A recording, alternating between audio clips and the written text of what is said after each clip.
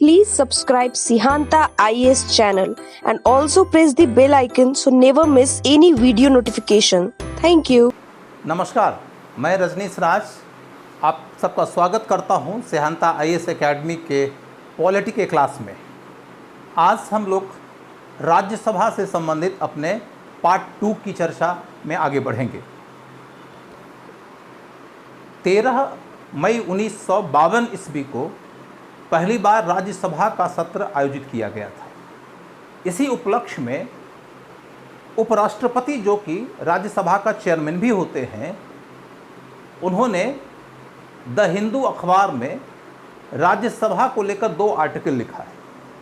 अब चूँकि ये आर्टिकल राज्यसभा के चेयरमैन की ओर से आ रहा है और इसमें कई सारे मूलभूत प्रश्न उठाए गए हैं, तो ऐसे में यूपीएससी, जो कि सामान्यतया द हिंदू को प्रेफर करती है, उनके लिए यह सहज है कि वह अगले साल के पॉलिटी के क्वेश्चन के निर्माण के दौर में इस आर्टिकल को कंसिडरेशन में रखें। इसके मद्देनज़र हम लोग राज्यसभा को 2 पार्ट्स में जब डिस्कस कर रहे हैं, तो बेसिक उसका स्ट्रक्चर कैसा होता है, उसके कॉन्स्टिट्यूशनल प्रोविज़न कैसे हैं, उनका फंक्शनिंग कैसा होता है, इसकी चर्चा हम लोग पार्ट 1 में कर चुके हैं।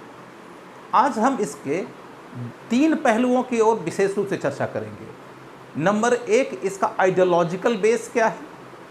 नंबर 2, कि हिंदुस्तान में सरकार के बहुमत और राज्यसभा के बहुमत का क्या अनुपात और क्या समीकरण रहा है और उसका क्या नतीजा रहा।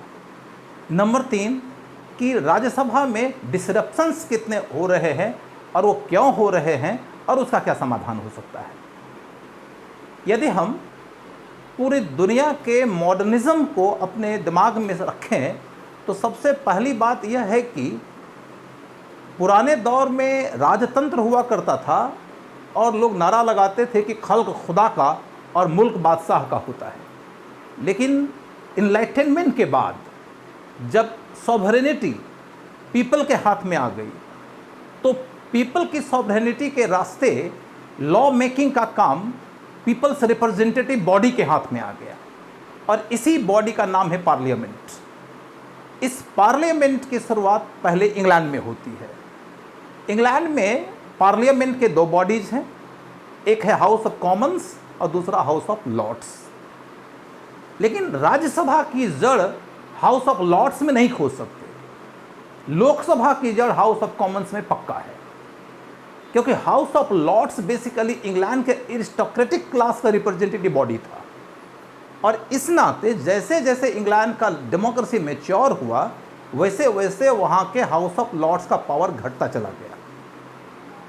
मोटे तौर पर आज के डेट में हम देख सकते हैं कि पूरी दुनिया में जहाँ भी डेमोक्रेटिक इंस्टीट्यूशंस हैं, यदि इसका सामान्य समीकरण समझना चाहें तो दुनिया में लगभग 200 देश हैं। 120 देशों में डेमोक्रेसी है और उनके यहाँ पार्लियामेंट्री बॉडीज हैं। पार्लियामेंट का 2 तरीके का रोल है। एक पार्लियामेंट ऐसा है जिनके बीच से सरकार का निर्माण होता है, ये पार्लियामेंट्री डेमोक्रेसी में होता है, जो इंग्लैंड में है और उस मॉडल को भारत ने भी चुना है। एक दूसरा पार्लियामेंट्री बॉडी है जो अध्यक्षीय प्रणाली यानी presidential form of the government में होता है, जो अमेरिकन मॉडल है। वहाँ पार्लियामेंट सरकार नहीं बनाती है। हम आगे के फिगर में इसके बुनियादी बिंदुओं को प्रॉपर तरीके से रिवाइज कर लेंगे, लेकिन मोटे तौर पर यह समझिए कि 2 मॉडल्स हैं। इन दोनों मॉडल्स के अंतर्गत जो अमेरिकन मॉडल है, उसी मॉडल के पार्लियामेंट के सीनेट को हम राज्यसभा के जड़ के तौर पर देख सकते हैं। यदि हम दोनों मॉडल के पावर की ओर चलकर देखें, तो सामान्यतः आपको एक बात समझ में आएगी कि पार्लियामेंट के अंदर जो सेकंड हाउस है, जिसकी संख्या आज के डेट में पूरी दुनिया में 79 कंट्रीज तक फैली हुई है, मतलब 200 देश हैं, 120 देशों में डेमोक्रेसी है और 79 कंट्रीज में सेकंड हाउस है, जिसके रूट की बात करते हुए मैंने कहा था कि वो अमेरिकन सीनेट से निकलता है।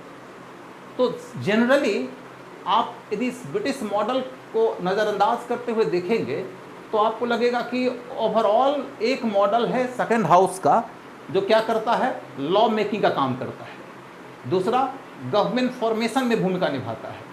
तीसरा, पार्लियामेंट्री कंट्रोल करता है। और चौथा, जुडिशियल रोल प्ले करता है। ये जो दूसरा वाला रोल है गवर्नमेंट फॉर्मेशन, गवर्नमेंट फॉर्मेशन जब भी होता है तो लोअर हाउस यानी कि लोकसभा से होता है।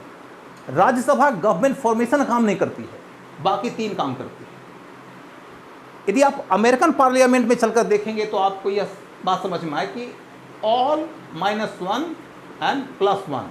ऑल का मतलब क्या, अमेरिकन पार्लियामेंट ये चारों काम के अंतर्गत ये वाला काम नहीं करती है।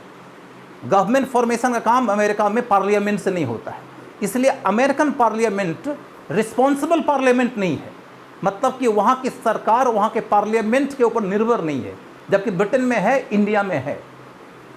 उसके बाद आप देखोगे कि यदि हम राज्यसभा की बात करें तो राज्यसभा हिंदुस्तान में भी सरकार निर्माण में कोई भूमिका नहीं निभाती।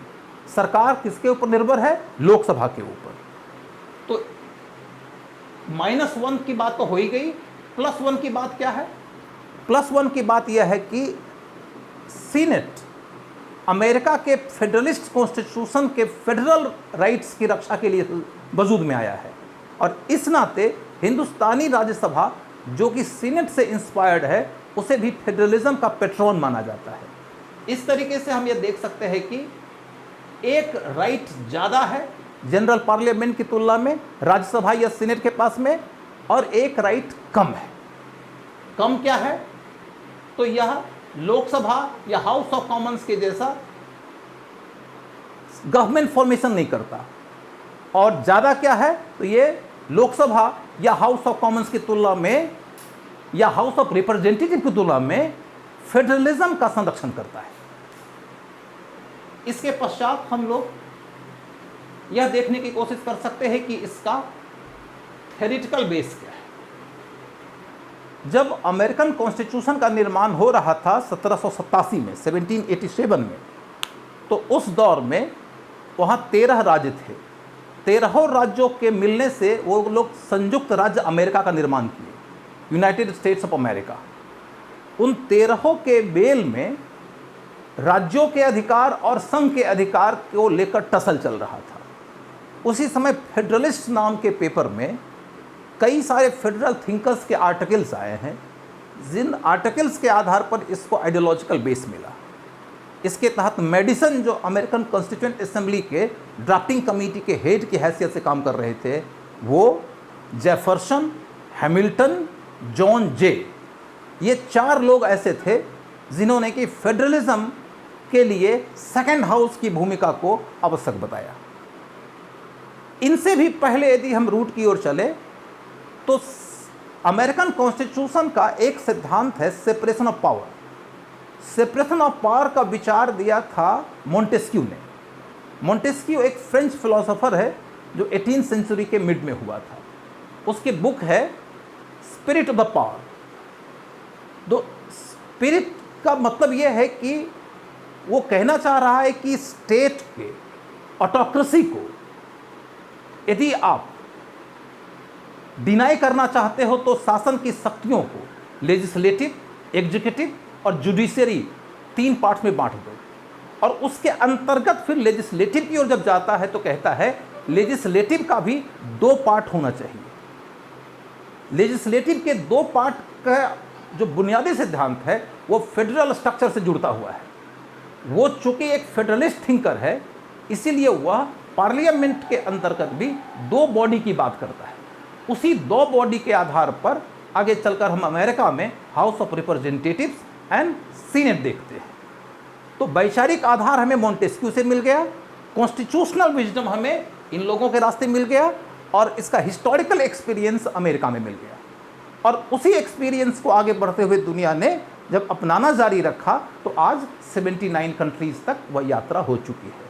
इसी के बीच में जब 1950 ईस्वी में हिंदुस्तान का कॉन्स्टिट्यूशन बनकर तैयार हुआ तो भारतीय संविधान में भी हमने 2 पार्लियामेंट्री बॉडीज का, माने बाइकैमरल सिस्टम का सैद्धांतिक आधार और कॉन्स्टिट्यूशनल बेस चुना।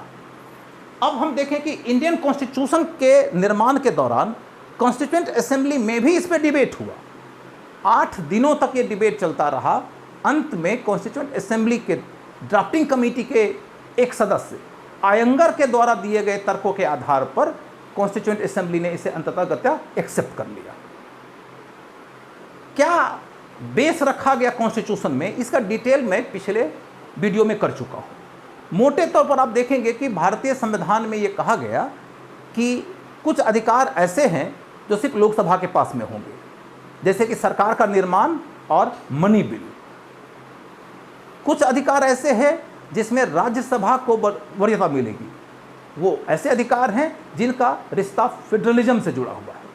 फेडरलिज्म से जुड़ा हुआ है, उसी का एक पार्ट यह है कि ऑल इंडिया सर्विसेज के निर्माण के लिए यदि कोई प्रस्ताव पार्लियामेंट में लाया जाएगा तो इसकी शुरुआत राज्यसभा से ही होगी।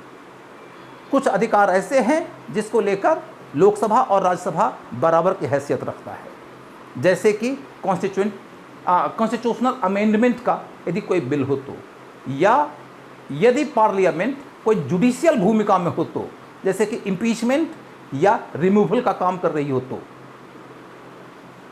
इस क्रम में यह समझना जरूरी है कि जब हम राज्यसभा का निर्माण किए थे तो इसके पीछे विजडम क्या था। 3 मूल बातें थी।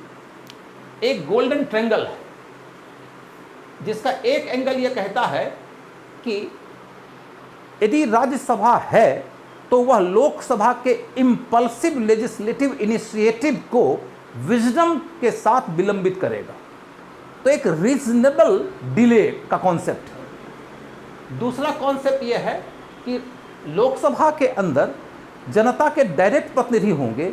हो सकता है कि जनता ज़्यादा विवेकशील नहीं हो, ज़्यादा एजुकेटेड एंड अवेयर्ड नहीं हो, लेकिन चूंकि राज्यसभा के सदस्य विधायकों के द्वारा चुने जाएंगे और कुछ 12 विशेष रूप से मनोनीत भी होंगे, तो यहाँ से एक विजडम आएगा जो लॉ मेकिंग को इन्हेंस करेगा। न सिर्फ लॉ मेकिंग को इन्हेंस करेगा बल्कि यह प्रश्नों के स्तर को बढ़ाएगा, डिस्कोर्स के लेवल को बढ़ाएगा।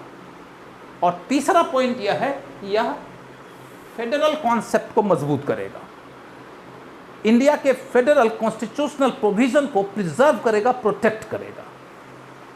इस तरीके से हम यह कह सकते हैं कि इसी विजडम के साथ में राज्यसभा को इंडियन कॉन्स्टिट्यूशन ने कॉन्स्टिट्यूट किया। अब हम यह देखेंगे कि 68 इयर्स ऑफ द राज्यसभा का जो इतिहास है, उस इतिहास का हमारे सामने कैसा एक्सपीरियंस आया। इस एक्सपीरियंस की ओर चलकर देखेंगे तो आपको यह लगेगा कि आरंभिक दौर में हमें एक प्रतिस्पर्धा नजर आती है लोकसभा और राज्यसभा में। वो प्रतिस्पर्धा कुछ हद तक आज भी जारी है। उसकी प्रतिस्पर्धा के कुछ प्रमाण देखे जा सकते हैं। नंबर 1, लोकसभा और राज्यसभा दोनों के बीच में जब कुछ मामलों को लेकर तनाव हो गया तो ऐसी स्थिति में लेजिस्लेटिव कार्य को आगे बढ़ाने के लिए कॉन्स्टिट्यूशन के अंदर मौजूद एक्स्ट्रा ऑर्डिनरी प्रोविजन का इस्तेमाल करते हुए, कॉन्स्टिट्यूशन के आर्टिकल 108 का उपयोग करते हुए दोनों सदनों का संयुक्त सत्र बुलाया गया।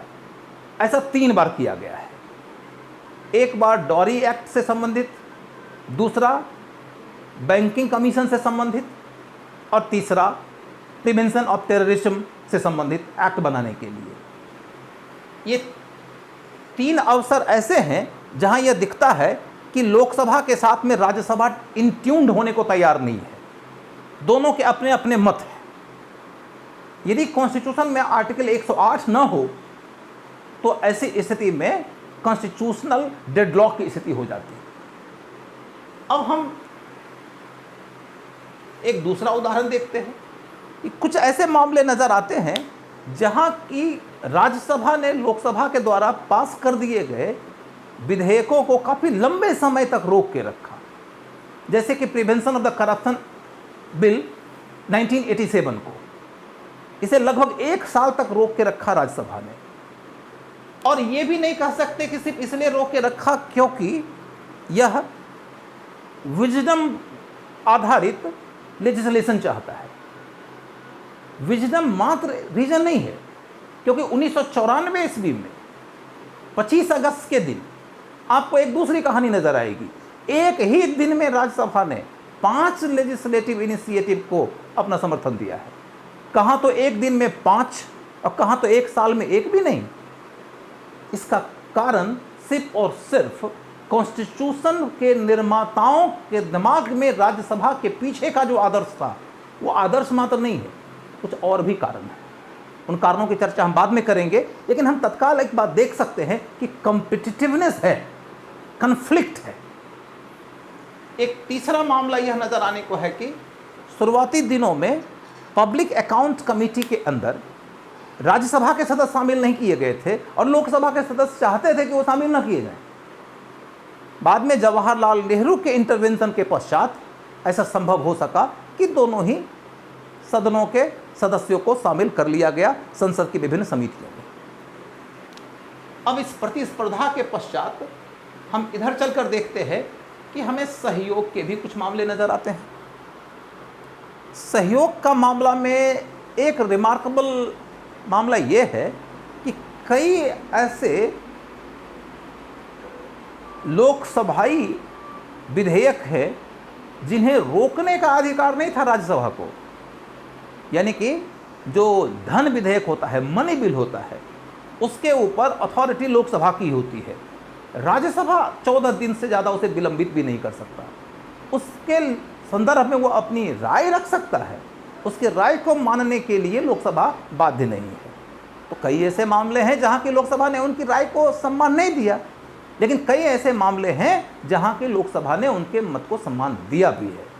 चाहे एक्साइज ड्यूटी से संबंधित अधिनियम हो, या इनकम टैक्स से संबंधित अधिनियम हो, या रेलवे स्टेट से लेकर संबंधित अधिनियम हो, ऐसे कई सारे अधिनियम हैं जिन अधिनियमों का रिश्ता मनी बिल से है, जिसको लेकर अथॉरिटी सारी लोकसभा के पास में है। राज्यसभा ने जो सजेशन दिया उसे लोकसभा ने रेस्पेक्ट दिया। इसके बाद एक दूसरा मामला आपको नजर आने को है कि हिंदुस्तान के इतिहास को यदि आप पलट कर देखोगे कि राज्यसभा का जो 68 वर्षीय इतिहास है, उसमें मात्र 29 साल ऐसे हैं जबकि लोकसभा में बहुमत प्राप्त सरकार के पास राज्यसभा में भी बहुमत हो। 39 ईयर्स ऐसे हैं जबकि उनके पास में राज्यसभा का बहुमत नहीं है। बावजूद इसके हिंदुस्तान में लेजिस्लेटिव प्रयत्न हो रहे हैं, पार्लियामेंट्री डिस्कोर्सेस हो रहे हैं, हिंदुस्तान पार्लियामेंट्री डेमोक्रेसी के तौर पर सर्वाइव कर रहा है। तो इसका मतलब है कि राज्यसभा में बहुमत न होने से हिंदुस्तान में कॉन्स्टिट्यूशनल क्राइसिस आ जाएगा, कॉन्स्टिट्यूशनल डेडलॉक आ जाएगा और पार्लियामेंट्री डेमोक्रेसी कोलैप्स कर जाएगा। ये कोई अनिवार्य रियलिटी नहीं है। कुछ लोग कहते थे कि बाइकैमरल सिस्टम एक ऐसा सिस्टम है जिसमें एक ही गाड़ी के आगे भी बैल है और पीछे भी बैल है और दोनों बैल गाड़ी को अपनी अपनी दिशा में खींचेंगे तो गाड़ी कहीं जा नहीं सकती है, लेकिन वो वाली स्थिति नहीं आई है। यहाँ पर एक प्रश्न खड़ा होता है कि आज तक जो सिचुएशन था क्या वो आगे भी जारी रहेगा। दशा तक की बात तो हमने कर लिया कि 68 वर्षों तक की दशा कैसी है, लेकिन कहा जाता है कि किसी भी होशियार आदमी को किसी भी विषय को जब देखना है तो दशा के अलावे दूसरी आंख से उसकी दिशा भी देखना चाहिए। What is the way ahead. इसे समझने के लिए हमें पार्लियामेंट के अंदर के डिसरप्शन को समझना पड़ेगा। डिसरप्शन से संबंधित उसके लिए जिम्मेदार कारण को समझना पड़ेगा। अब हम अपनी चर्चा को उसके डायरेक्शन में ले चलते हैं। इस संदर्भ में हमें यह देखना होगा कि शुरुआती दिनों में जो कॉन्फ्लिक्ट्स थे upper house and lower house में, वो तो वैचारिक थे या फिर कुछ प्रयोगधर्मी थे, क्योंकि दोनों ही हाउसेस में कांग्रेस का ही बहुमत था। तो ऐसे में लोकसभा और राज्यसभा अपने अपने अधिकारों के लिए कुछ इनोवेटिव उपाय खोज रहे थे। एक चाहता था कि मेरी भूमिका बढ़े, दूसरा चाहता था कि नहीं मेरी प्रभावशालीता बनी रहे। लेकिन जब भारत में वन पार्टी डोमिनेंस खत्म हुआ तो फिर भारतीय राजनीति ने भारतीय संसदीय परंपराओं और संसदीय कार्यप्रणालियों को गहराई से प्रभावित किया। इन सब के मद्देनज़र हमें यह देखना होगा कि पार्लियामेंट्री डिसरप्शन कितना है। अभी हम लोकसभाई डिसरप्शन की ओर नहीं जाएंगे। राज्यसभा के सेक्रेटेरिएट ने डिसरप्शन को लेकर जो रिपोर्ट रखा है, हम उससे संबंधित कुछ आंकड़े आपके समक्ष रखते हैं। नंबर 1, आप देखोगे कि 1997 ईस्वी तक भारत में राज्यसभा ने कितना काम किया। जितना शेड्यूल्ड काम था उसका लगभग 100% काम किया, कभी कभी तो शेड्यूल्ड काम से ज़्यादा काम किया। तो उनकी प्रोडक्टिविटी कितनी थी? 100%। लेकिन उसके बाद चलकर देखते हैं हम 2004 से लेकर 15 के बीच, बल्कि उससे भी पहले देखें 98 से लेकर 2004 के बीच। 98 से लेकर 2004 का मतलब समझिए, इस बीच में भारतीय जनता पार्टी के नेतृत्व वाली एनडीए की सरकार आई और वाजपेयी जी इस दौर में प्रधानमंत्री थे। प्रतिपक्ष ने जब उनका विरोध करने का आक्रामक तरीका चुना, डिसरप्शंस बढ़ गए। और जब डिसरप्शंस बढ़े तो राज्यसभा का जो प्रोडक्टिविटी का स्तर है वो नीचे गिरा, और कहाँ तो वह 100% या कभी उससे भी आगे निकल जाता था, वो 2004 तक आते आते 87% पे आ गया। इसके बाद अगले चरण में क्या हुआ? 2004 से लेकर 15 तक का काल देखते हैं। इस दौरान 10 वर्ष तक मनमोहन सिंह प्रधानमंत्री रहे, यूपीए की सरकार रही। अब डिसरप्शन और बढ़ने लगा, और बढ़ते हुए जब डिसरप्शन बढ़ा तो प्रोडक्टिविटी गिरकर आ गई 76% पे।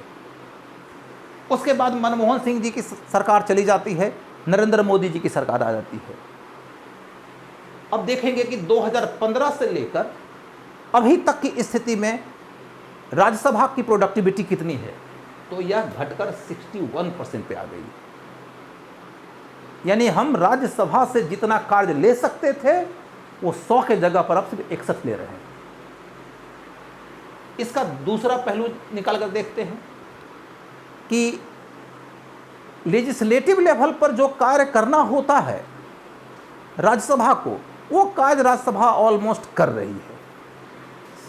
1978 के दौरान यह अपने टोटल आवंटित टाइम का 29% लगाती थी विधि निर्माण से संबंधित कार्यों में। आज भी यह लगभग 29% पर ही है। लेकिन एक दूसरा काम होता है पार्लियामेंट का, सवाल पूछकर सरकारों को सतर्क रखना, उसे जिम्मेदार बनाए रखना, नोटिसेस जारी करके सरकारों के ऊपर हमेशा ही एक नियंत्रण बनाए रखना। इससे सरकारें जिम्मेदार बनी रहती हैं।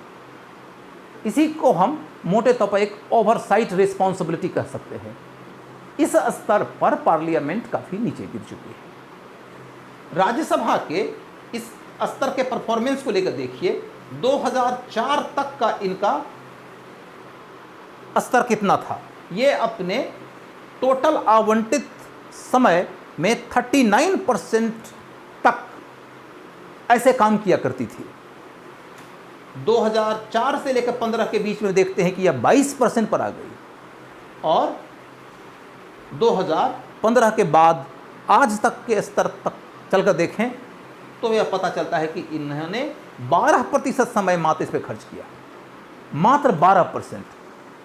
यानी कि कहाँ तो 39% था और कहाँ वो 12% पर आ गिर गया है। कारण क्या है? मूल कारण है डिसरप्शन। डिसरप्शन के अलावा भी कुछ कारण है। पार्लियामेंट में ऐसे लोग आ रहे हैं जो अब इंटेलेक्चुअल गतिविधियों में ज़्यादा रुचि नहीं लेते।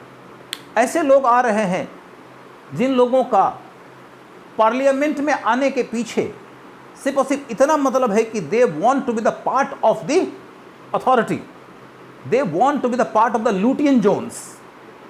सो ऐसे में विधि निर्माण का कार्य करना हो तो, उसके अपग्रेडेशन को इंश्योर करना हो तो, गवर्नमेंट को जिम्मेदार बना के रखना हो तो, फेडरलिस्ट सिस्टम को प्रोटेक्ट करना हो तो, इन सब मामलों में रुचि घटी। अब सवाल ये उठता है कि इन सारी गतिविधियों के लिए जिम्मेदार कारण क्या है।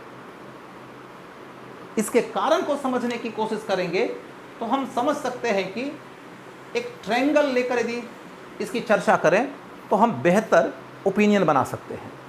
सबसे पहला पॉइंट है कि ट्रायंगल के बेस में लेकर देखना होगा कि डिसरप्शन का एविडेंस क्या है। Already we have discuss the evidence. तो अब एविडेंस के बाद हम समझने की कोशिश करते हैं कि डिसरप्शन का जिम्मेदार कारण क्या है। कारण है नंबर 1, दलगत राजनीति, पार्टी के आधार पर पार्टीशन्ड पॉलिटिक्स। ये जो दलगत राजनीति है उसके कारण हमारी पार्टी ने यदि कोई स्टैंड ले रखा है तो वह stand fair, just and reasonable है या नहीं की कोई जांच नहीं। वो स्टैंड फेडरलिस्ट है कि नहीं इसकी कोई जांच नहीं। हमें अपने पार्टी लाइन पे ही जाना है और ज़रूरत पड़े तो दूसरी पार्टी के विपक्ष में खड़ा होकर पार्लियामेंट में डिस्कशन कर देना है। हम पार्लियामेंट में नारेबाजी कर सकते हैं, हम पार्लियामेंट को स्ट्रीट बना सकते हैं, हम वहाँ हुलिगैनिज्म कर सकते हैं। ये सब राजनीति करा रही है और यही बातें तब ज़्यादा बढ़ जाती है जब राजनीति भी आइडेंटिटी बेस्ड राजनीति बन जाती है। जब हमें यह पता होता है कि हमारे धर्म के लोग, हमारी जाति के लोग, हमारी भाषा के लोग, हमारे क्षेत्र के लोग हर हाल में हमारे साथ होंगे। डेमोक्रेसी में इंडिविजुअल को वाइज मानकर, अपने हितों के प्रति जागरूक मानकर, अपने हितों की पूर्ति के लिए अधिकार से संपन्न किया गया है। लेकिन जब इंडिविजुअल कम्युनिटी में तब्दील हो जाए और अपने इंडिविजुअल विजडम एंड अपने इंडिविजुअल राइट्स को उसके प्रति सरेंडर कर दे और लोग जाति और धर्म और क्षेत्र और भाषाई समुदाय के रूप में अपने आप को देखने लगें, तो ऐसे में इससे निकली हुई राजनीति रैशनल नहीं होती है, इमोशनल होती है। और इमोशनल राजनीति के अंदर परफॉर्मेंसेस की जांच नहीं होती है। जनता अपनी राजनीतिक पार्टी या अपनी सरकार के प्रति भावात्मक लगाव रखती है। इसके कारण सोसाइटी भी डिवाइडेड हो जाता है और इसी डिवाइडेड सोसाइटी के साथ यदि वर्गीय हित भी जुड़ जाए तो सोसाइटी का जो टकराव है वो और भी ज़्यादा हो जाता है। इसका नतीजा समाज के बौद्धिक वर्ग पर भी पड़ता है। बौद्धिक वर्ग भी हिंदुस्तान में आज डिवाइडेड है। एक ही मुद्दे को लेकर दो अलग अलग सोच के लोग एक दूसरे के खिलाफ इतनी कटु भाषा का उपयोग करते हैं कि मानो एक दूसरे के साथ में सह अस्तित्व और सहिष्णुभाव के साथ रहने का उनके दिमाग में कोई ख्यालात ही नहीं है। और बौद्धिक वर्ग की इसी कटुता की अभिव्यक्ति हमें मीडिया में भी नजर आती है और हिंदुस्तानी मीडिया आज की स्थिति में बहुत हद तक प्रतिबद्ध मीडिया के रूप में तब्दील हो गया है। ये लोकतंत्र का चौथा खंभा है। कहते हैं कि लेजिस्लेटिव, एग्जीक्यूटिव एंड जुडिशरी, ये 3 आधार होते हैं डेमोक्रेसी के। लेकिन चौथा आधार कौन है? Press, intellectual, intelligentsia. लेकिन ये जब सोसाइटी के कन्फ्लिक्ट का शिकार होते हुए एब्सोल्युटली कमिटेड हो जाए तो समझिए कि लक्षण शुभ नहीं है। यानी कि आज की तिथि में डिसरप्शन जितना है, दिशा उसके और ज़्यादा खतरनाक हो जाने की है। ज़रूरत है इस पर विचार करने की, इसकी गंभीरता को समझकर इसके समाधान को लेकर ईमानदार उपाय करने की। उपाय से संबंधित कुछ चर्चा हमने पार्ट 1 के वीडियो में कर दिया है। अतः मैं अपनी चर्चा को आज इसी बात के साथ ख़त्म करता हूं कि यदि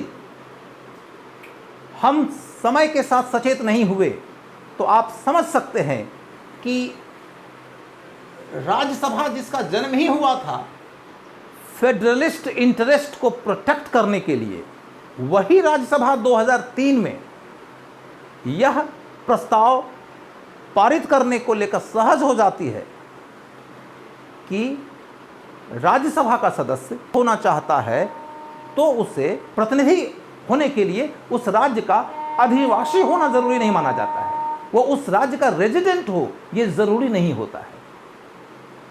इसको लेकर कुलदीप नैयर सुप्रीम कोर्ट तक गए सुप्रीम कोर्ट ने भी कॉन्स्टिट्यूशन के आर्टिकल 80 का हवाला देते हुए पार्लियामेंट के द्वारा पारित किए गए लॉ को वैलिड करार दिया। लेकिन अभी भी मूल प्रश्न बचा हुआ है कि यदि इंडिया एक फेडरल कॉन्स्टिट्यूशनल सेटअप है तो इसमें राज्यसभा जो कि फेडरलिज्म को प्रोटेक्ट करने के लिए वजूद में आया है, उसे उस राज्य से ही अपना प्रतिनिधि लेना चाहिए जिस राज्य का वह व्यक्ति निवासी है। एकल नागरिकता का हवाला देते हुए हम सिर्फ ये शर्त बना दिए कि भारत का नागरिक किसी भी प्रदेश का पैदाइश क्यों न रखता हो, किसी भी दूसरे राज्य का प्रतिनिधि हो सकता है। सवाल ये उठता है कि वह यदि पैदाइश रखता है पंजाब का, तो असम का प्रतिनिधि होने के नाते असम के फेडरल इंटरेस्ट की रक्षा करने के लिए कैसे कमिटेड हो सकता है। लेकिन पार्लियामेंट दलगत हितों के मद्देनजर ऐसे अधिनियमों को पास करने को लेकर सहज हो जाती है और नतीजा ये निकल कर आता है कि राज्यसभा जिन बुनियादी आदर्शों को लेकर वजूद में आई थी, उन आदर्शों की अवहेलना होती रहती है। इसीलिए मैंने कहा कि बहुत ही हाई टाइम है कि हमें मिल बैठकर ईमानदारी और जिम्मेदारी के साथ में समस्या की गहराई को समझना होगा और समाधान के लिए प्रयत्न करना होगा। आज के लिए इतना ही, धन्यवाद।